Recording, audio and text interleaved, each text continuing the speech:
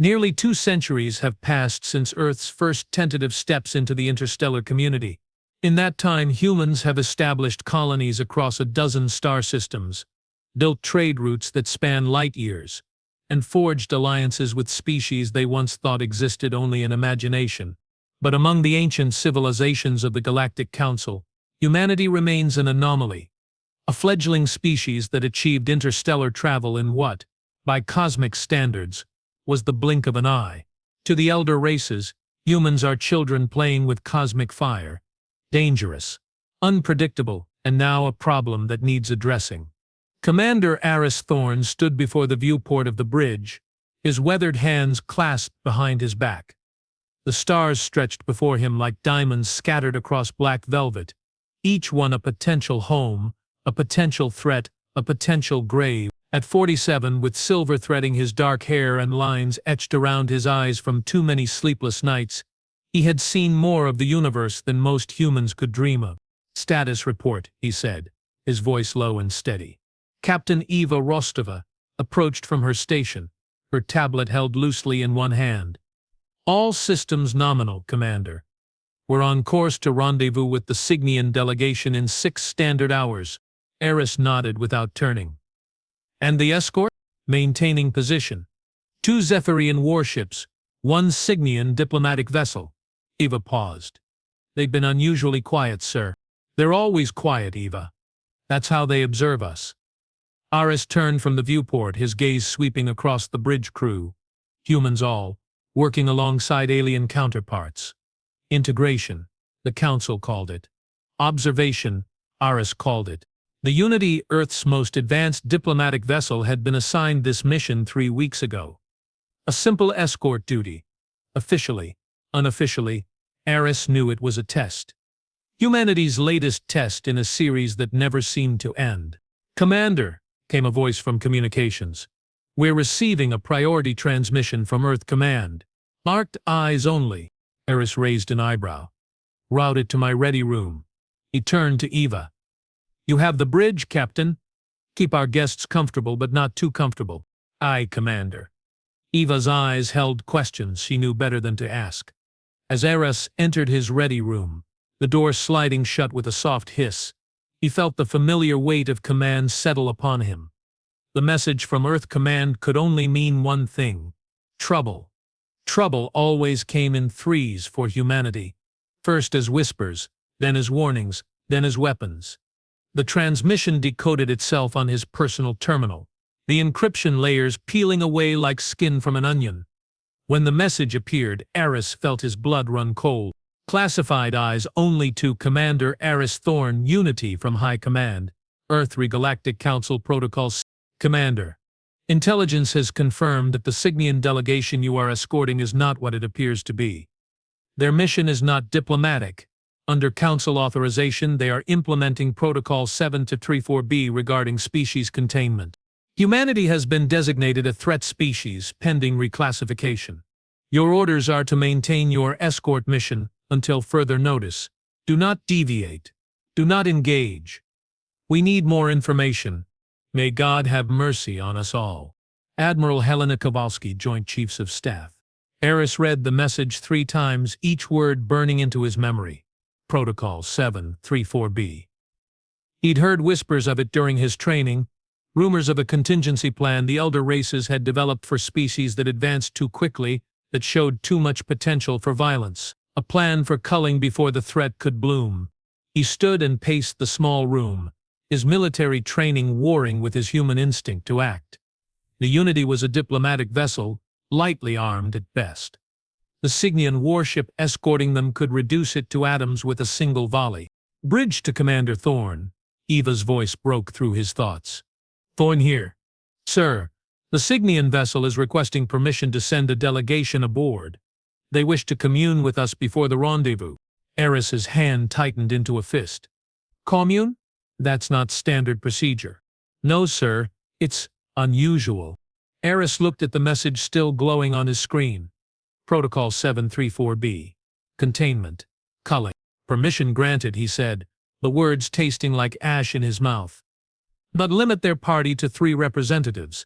and assigned security teams to all key areas of the ship. Understood, Commander.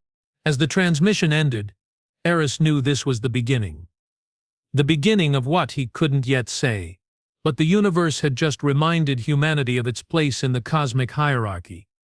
And humanity, as always, would have to decide whether to accept that place or fight for another. Axolf adjusted its sensory apparatus as the shuttle approached the human vessel.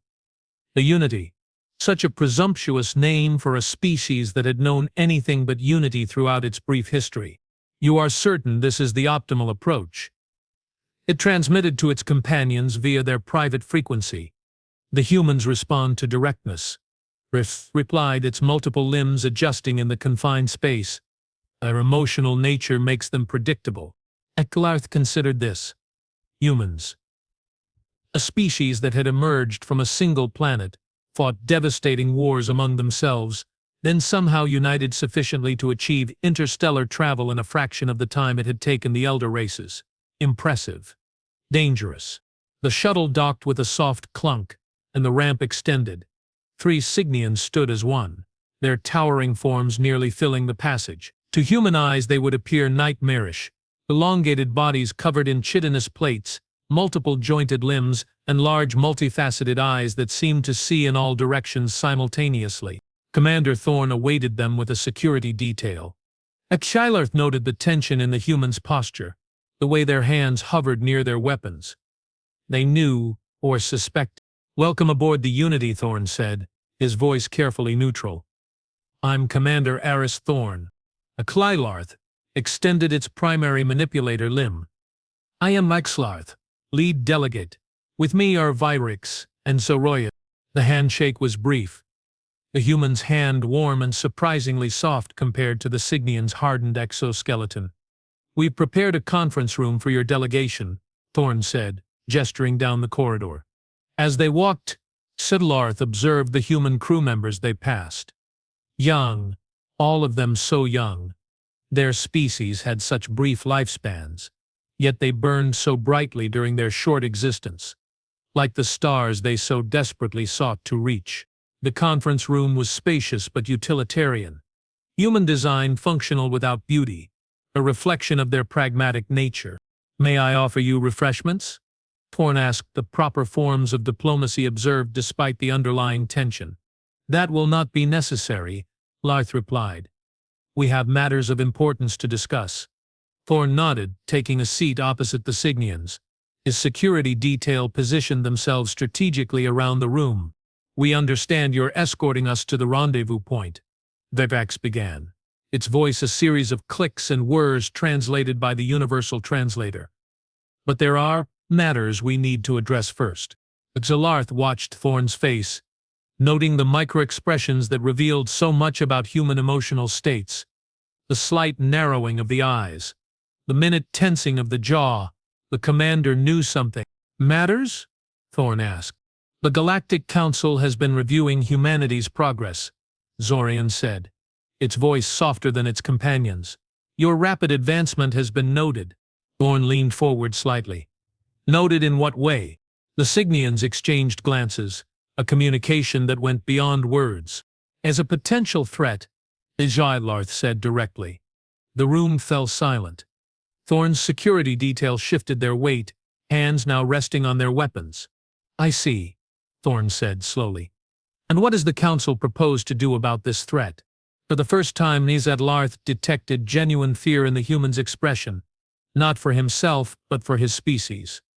Such collective emotion was rare among the elder races, who had long ago transcended such primitive responses.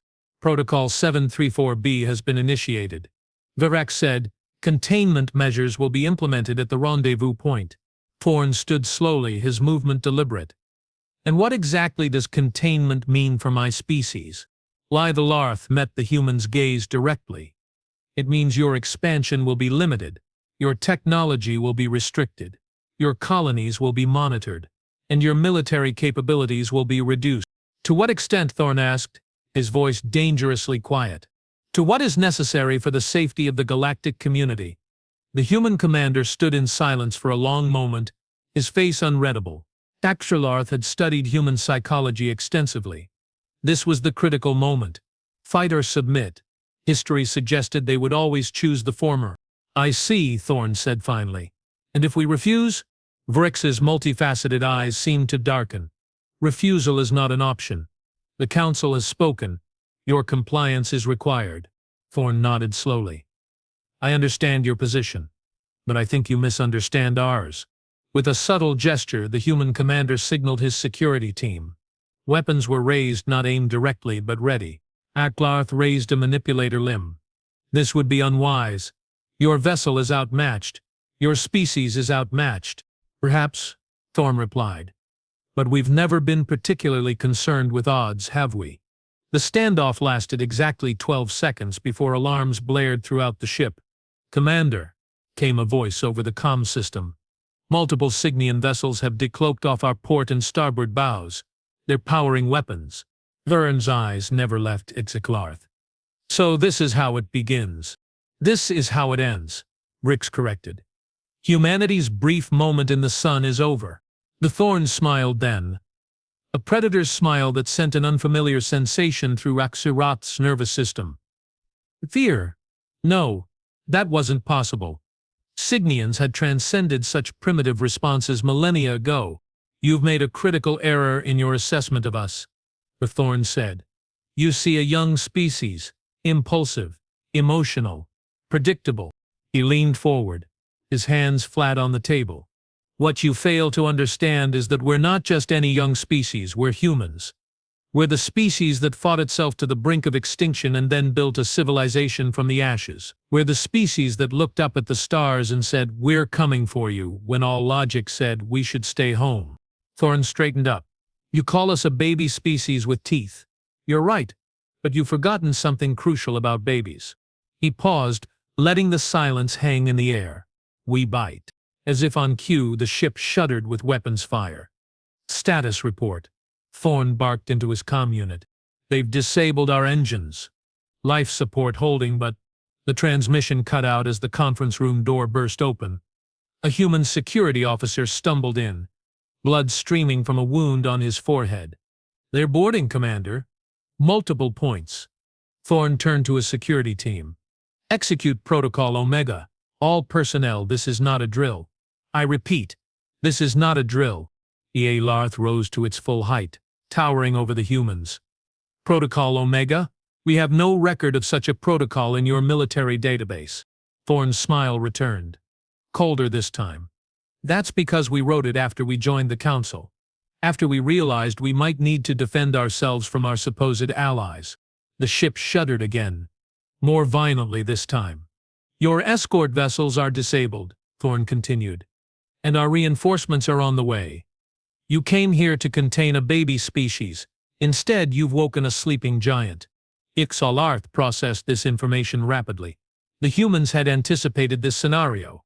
They had prepared countermeasures.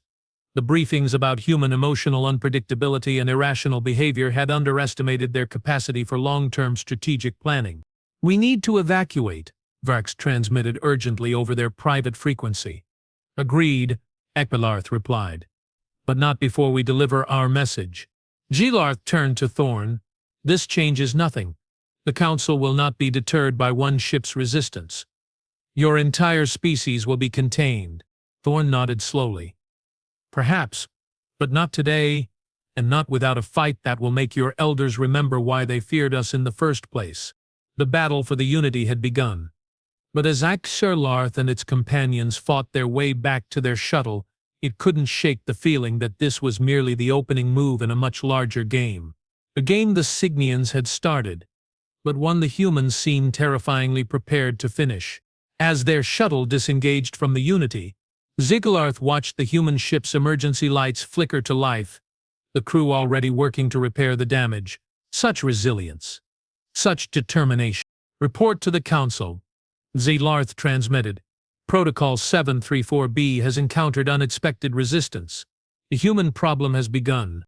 In the days that followed, news of the incident spread through the human colonies like wildfire. The Council's attempt to contain humanity had backfired spectacularly, exposing the true intentions of the elder races, while simultaneously demonstrating humanity's preparedness for such a scenario.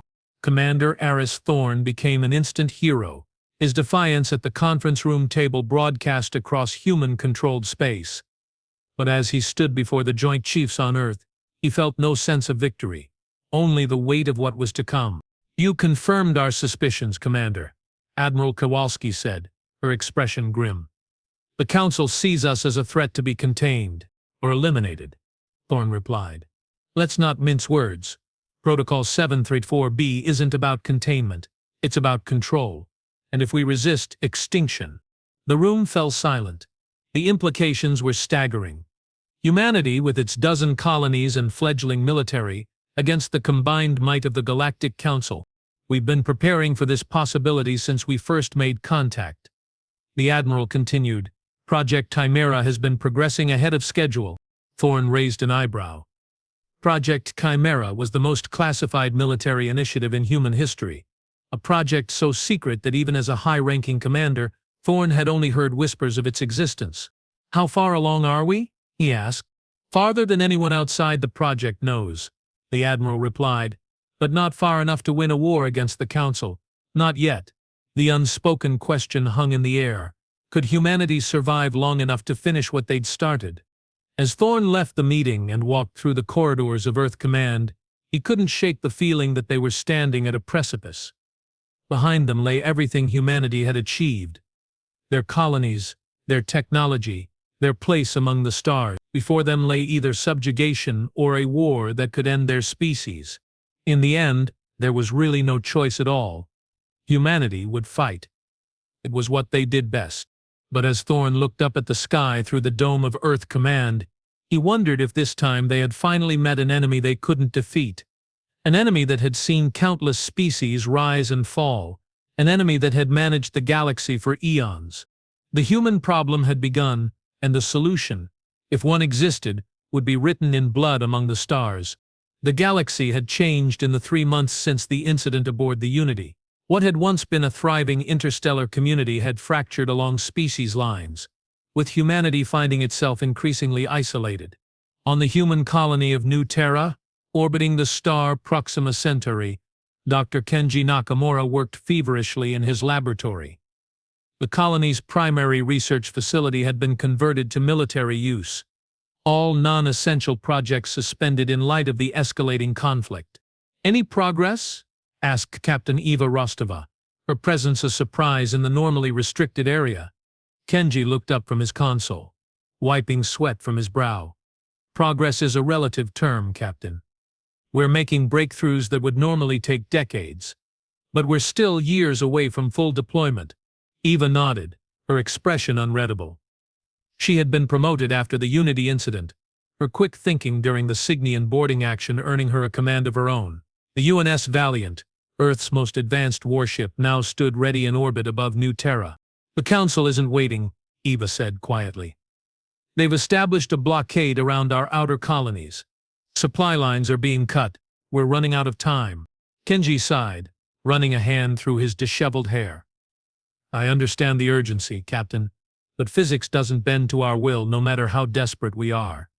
The energy requirements alone, which is why I'm here," Eva interrupted. "The Admiralty has authorized additional resources. Whatever you need." Kenji's eyes widened. "Even the rare isotopes from the asteroid mines?" "Especially those," Eva confirmed. "Project Chimera is now humanity's top priority. Nothing else matters." As Eva left the laboratory, Kenji turned back to his console, a mix of excitement and dread churning in his stomach. Project Chimera. Humanity's last, best hope, and potentially its most terrible creation. In the vastness between stars, the Cygnian fleet gathered.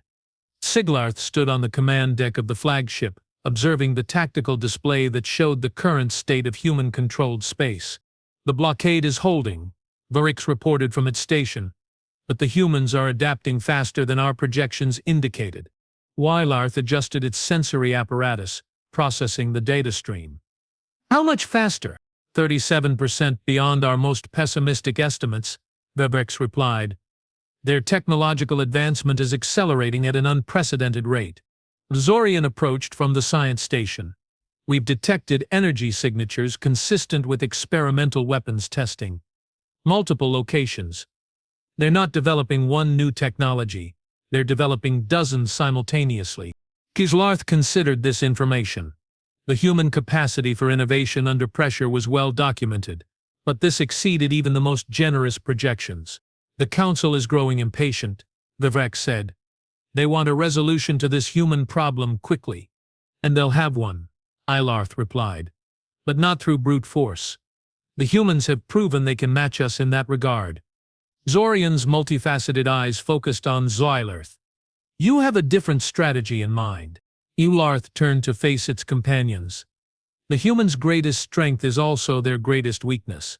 Their emotional nature, their tribal instincts, their tendency to rally around strong leaders. Those traits have served them well thus far, Virex countered.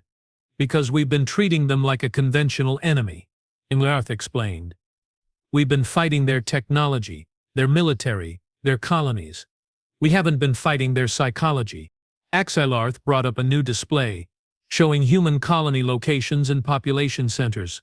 We divide them, Ilarth continued. We isolate their colonies from each other. We cut off their communication. We turn them against each other by offering terms to some while threatening others. A divide-and-conquer strategy, Zorian translated. Primitive but effective against emotional species. Exactly, Exaptilth confirmed.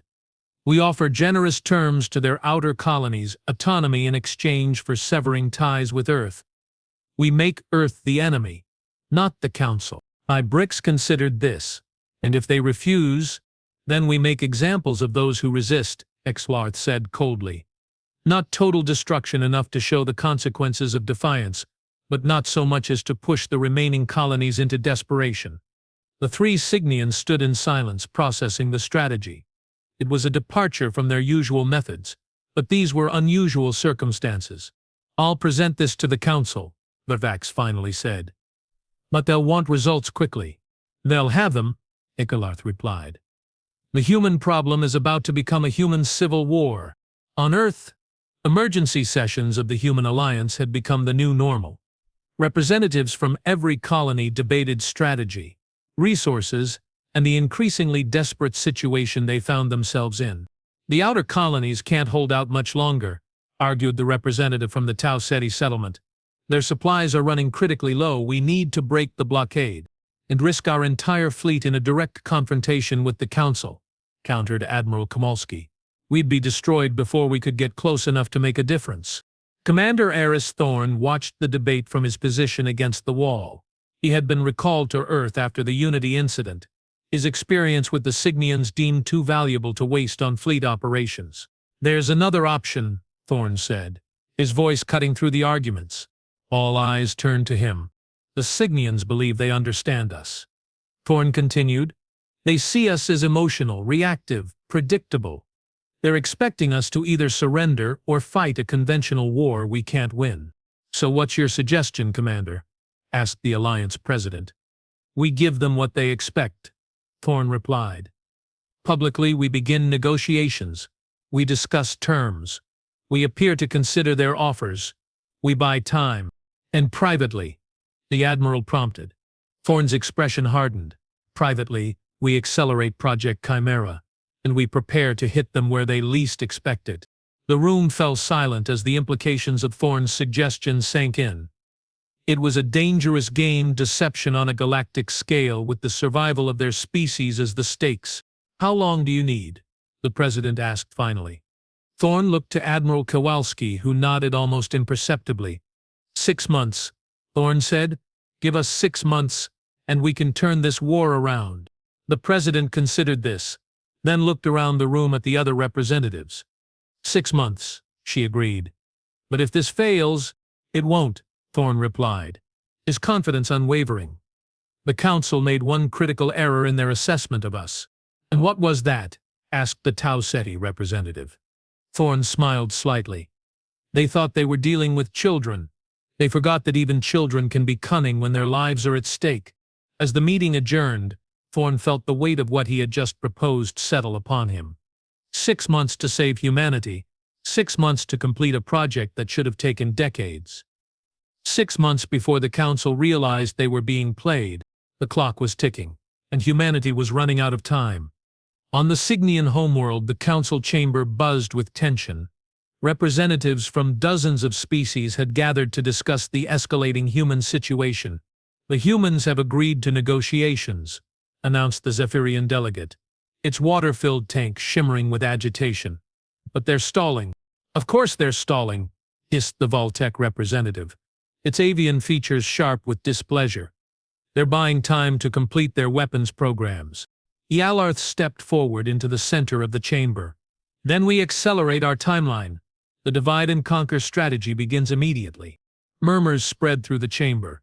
The strategy was controversial, even among those who supported containment of the human species. "We're offering generous terms to the outer colonies," Galactic continued.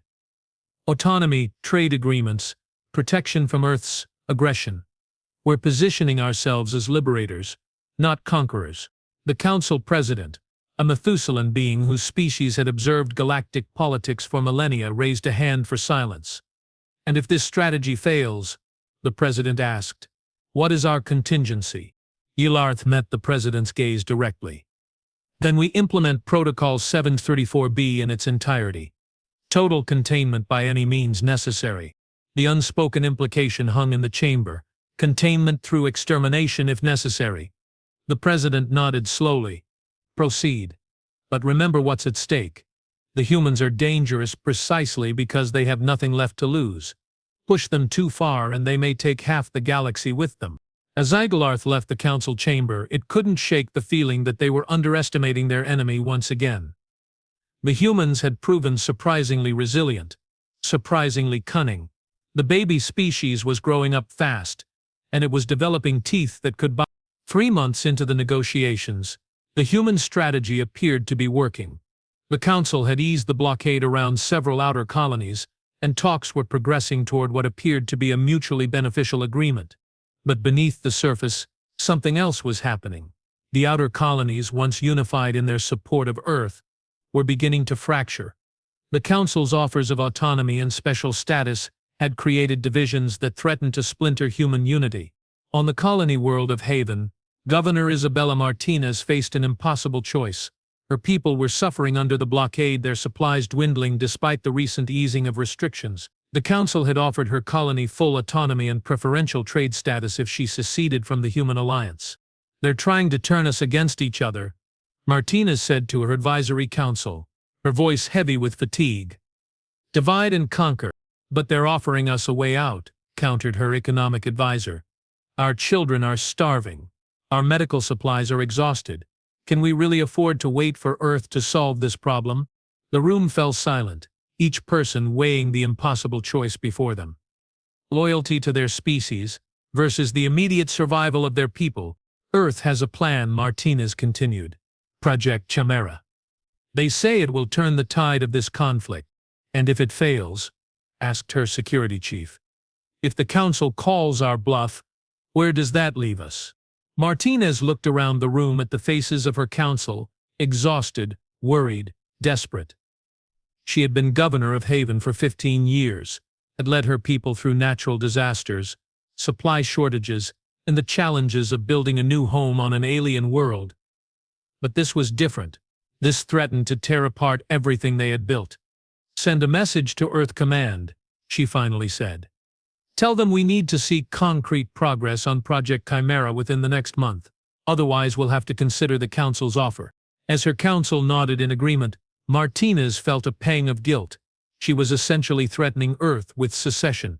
Exactly what the council wanted, but she had a responsibility to her people, a responsibility that sometimes conflicted with her loyalty to the Alliance. What she didn't know, as she couldn't have known, was that her message was intercepted by Cygnian intelligence, and that it would trigger the next phase of Yalarth's plan. In the secret laboratories beneath New Terra's surface, Dr. Kenji Nakamura watched the latest test results with a mixture of awe and terror. Project Chimera was working. The energy output is exceeding all projections," he reported to Captain Rostova via secure channel. "We may have a working prototype ahead of schedule." Eva's face appeared on his monitor, her expression unreadable. "How much ahead of schedule?" Kenji took a deep breath. "Weeks instead of months." But there are complications. Explain. Kenji brought up the biological data on his screen. The human subjects who've been exposed to the energy field are developing unexpected abilities. Enhanced strength, accelerated healing, increased cognitive function. That sounds like good news, Eva replied. It would be, Kenji agreed, except for the side effects. Aggression levels are off the charts. Empathy responses are diminished. In some cases, completely absent. He paused, letting the implications sink in. We're not just creating super soldiers, Captain. Kenji continued. We're fundamentally changing what it means to be human. And I'm not sure we can control what we've unleashed. Eva was silent for a long moment, her face unreadable through the monitor. Continue your work, she finally said. The side effects are a secondary concern. We need this weapon operational. As the transmission ended, Kenji leaned back in his chair. The weight of what they were doing pressing down on him. Project Chimera was supposed to save humanity. But at what cost? If they succeeded in defeating the Council, would there be enough of their humanity left to recognize the victory? On Earth, Commander Thorn reviewed the latest intelligence reports with growing concern. The Council's divide-and-conquer strategy was working better than they had anticipated. 3 outer colonies had already threatened secession if Earth couldn't demonstrate progress in ending the conflict. They're putting pressure on us from all sides, Horn said to Admiral Kowalski, who sat across from him in the secure briefing room. And we're running out of time. Project Chimera is ahead of schedule, the Admiral replied. But not enough. Not yet. The Thorn nodded, his mind racing through possibilities. They needed a way to buy more time to demonstrate progress without revealing their true capabilities. What if we gave them a small victory? Thorn suggested, a limited engagement that we could afford to lose but would make the Council think we're weaker than we actually are. The Admiral raised an eyebrow. You want to throw a battle deliberately. Not throw it, Thorn corrected. Limit our response. Use conventional weapons only. Make it look like we're desperate, that we're resorting to last-ditch efforts. The Admiral considered this. Her fingers steepled before her. It's risky. If they see through it, we accelerate the timeline for Project Chimera, Thorn replied. Either way, we force their hand. A slow smile spread across the Admiral's face. You have a specific target in mind, don't you? Thorn brought up a star chart on the briefing room table, highlighting a system on the edge of human-controlled space. The Signian supply depot at Xylos, he said. It's lightly defended but strategically important. If we attack it with conventional forces, they'll believe we're getting desperate. And if we lose, the Admiral finished, they'll think we're weaker than we actually are. They might get careless. Exactly, Thorn confirmed. We fight this battle on their terms, but we fight it for our reasons. As they planned the operation, neither Thorn nor the Admiral could know that their strategy was about to intersect with Sektlers in ways none of them could predict.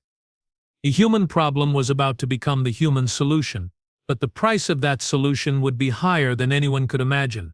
The battle for Xylos began with the flash of human missiles streaking through the void. Commander Aris Thorn watched from the bridge of the UN's Resolve, his fleet arrayed in a conventional attack formation that any military strategist would recognize as standard, predictable and ultimately ineffective against a technologically superior enemy. They've launched interceptors, reported the tactical officer. Countermeasures deployed. Thorn nodded, his expression carefully neutral. This was exactly what they had expected. The Signians responding with textbook efficiency to a conventional attack. Order the fleet to engage at maximum effective range, Thorn commanded. No special maneuvers, no unexpected tactics. Fight by the book. As the battle unfolded according to their plan, Thorn couldn't shake the feeling that they were being watched. Not just by the Signians they were fighting, but by something else. Someone else. Commander, communications reported. We're receiving a transmission from one of the Signian ships. It's unusual. On screen, Thorn ordered. The face that appeared was not Signian. It was human, wearing the uniform of a Haven colonial governor. Governor Martinez? Thorn asked, his surprise evident.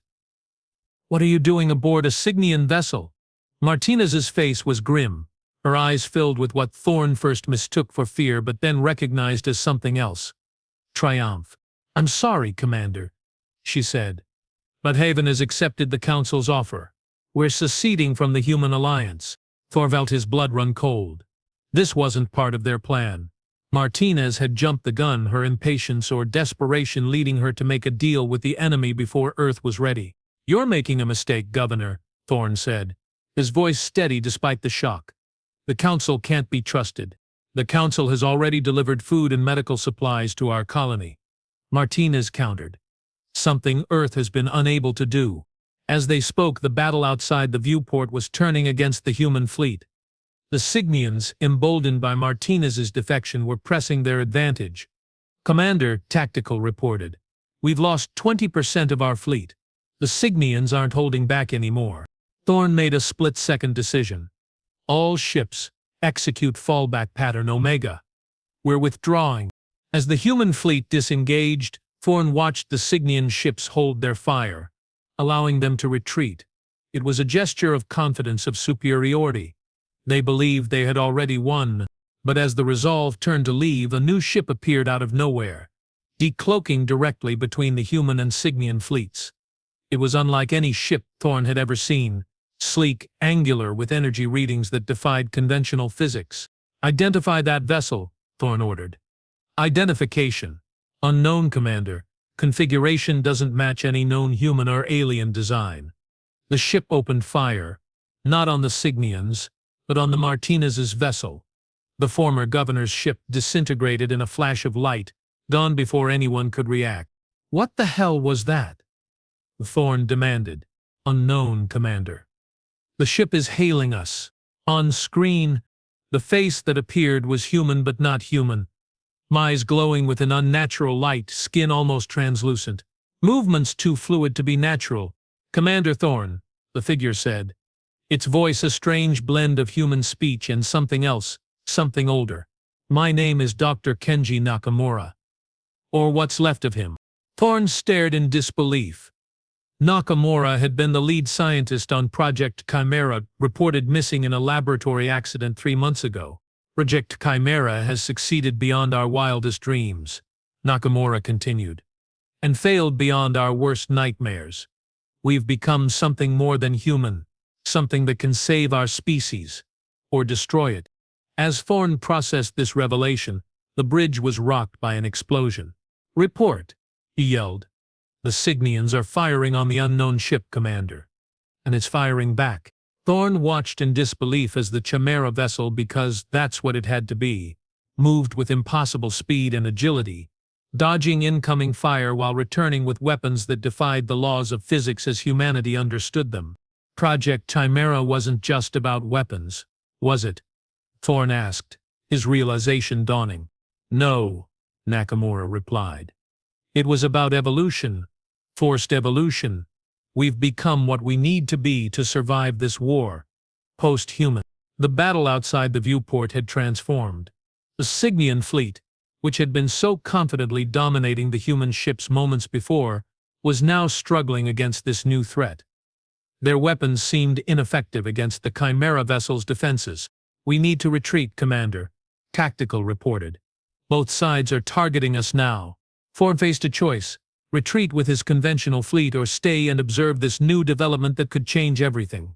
"Maintain position," he ordered. "Shields at maximum, record everything." As the battle raged, Thorne began to understand the true scope of what had happened. Project Chimera hadn't just created new weapons. It had created new humans. Humans with abilities that could challenge the elder races on their own terms. But at what cost? Nakamura's appearance suggested a fundamental transformation, one that might have stripped away as much of their humanity as it had enhanced their capabilities. "Commander," communications reported, "we're receiving a transmission from Earth Command. Priority 1, on screen." Admiral Kowalski's face appeared, her expression grim. "Thorne, we have a situation here. The Chimera project has escaped containment. Multiple facilities have reported breaches. The post-humans are taking control." Thorne felt a chill run down his spine. "How many?" "We don't know for sure. Estimates range from hundreds to thousands. They're organized, Commander, and they have their own agenda." As if on cue, Nakamura's face appeared on the bridge view screen again. Commander Thorn, I need you to make a choice. The old humans with all your limitations and emotions, or the new humans with the power to save our species but at the cost of what we once were. Thorn looked around his bridge at his crew, all human, all vulnerable, all looking to him for guidance. What happens if I choose the old humans? Thorn asked. Then we fight this war without us, Nakamura replied. And you'll probably lose. The Council is too powerful, too entrenched. Your conventional weapons can't defeat them. And if I choose the new humans? Nakamura's glowing eyes seemed to pierce through the screen. Then you accept that humanity as you know it is over. We'll win this war, but the species that emerges will be something different. Something you might not recognize. The ship rocked again as the Signians renewed their assault. They're targeting us specifically, Commander, Tactical reported. They want to eliminate you. Thorn made his decision. All ships fall back to Rally Point Delta. We're withdrawing. As the human fleet retreated, Thorn turned his attention back to Nakamura. You'll have your answer within the hour, Thorn said. But know this, whatever happens, humanity will survive. One way or another. The transmission ended, leaving Thorn alone with his thoughts and the impossible choice before him.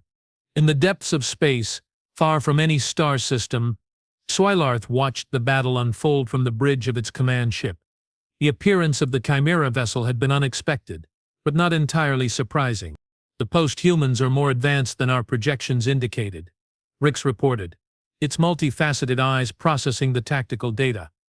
Their energy output exceeds anything we've encountered before. They've forced their own evolution, Zorian added from the science station. A desperate measure for a desperate species. Exilarth considered this information. The human problem had just become exponentially more complicated. What had been a containment operation was now facing an existential threat. The Council needs to be informed, Zylarth said. This changes everything. They'll want to implement Protocol 734B immediately, Vivax countered. Total eradication. Protocol 734B was designed for conventional humans, Exilarth replied. These post-humans may be immune to its effects. Then what do you suggest? Zorian asked. Exilarth adjusted its sensory apparatus, processing the tactical data and projecting possible outcomes. We need to understand what we're facing, Exilarth finally said. The humans have split into two factions, the original and the evolved. We need to determine which poses the greater threat. And the lesser threat? Virax asked. Silarth turned to face its companions. May become an unexpected ally. The suggestion hung in the air. Radical and dangerous. Allying with any faction of humanity went against everything the Council stood for, everything they had worked toward for millennia.